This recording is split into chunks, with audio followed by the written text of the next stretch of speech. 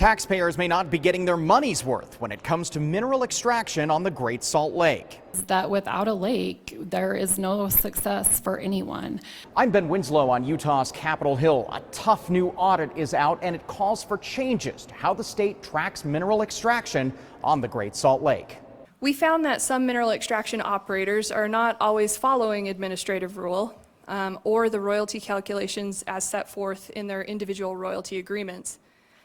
And that has resulted in incorrect compensation to the state. An audit prepared for legislative leadership found mineral extraction companies are paying different amounts to the state for the same minerals. The state also isn't watching them closely. One example, sodium chloride. It's salt. They're not paying the same rate.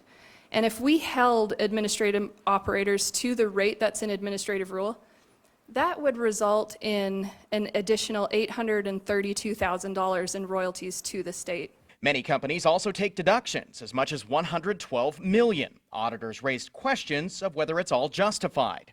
Not necessarily that they couldn't deduct storage, it just probably needs to be better defined. Is that what you're saying? That may be allowable, but that's up to the division to determine. And they questioned whether the money the state is collecting is going to help the Great Salt Lake. The division takes these audit findings very seriously, and in fact, we've begun to implement the recommendations. The Utah Division of Forestry, Fire, and State Lands, which oversees mineral extraction on the Great Salt Lake, requested the audit. A lot of the problems were blamed on prior administrations. There's some discrepancies and there's some things that we need to fix, and now those have been identified and we can get to work on what we need to do better.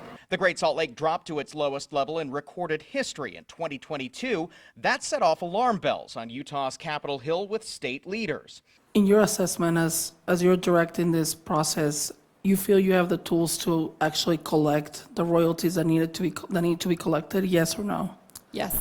Okay, so moving forward, implementation for getting the royalties to the state funds is not going to be a problem. We can get there, but we've got the tools in place and we'll get this done for sure. Lawmakers have spent hundreds of millions of dollars and passed bills on water conservation aimed at protecting the lake, including bills rewriting rules on mineral extraction. The division's director doesn't believe companies were taking advantage of the state, but changes are coming.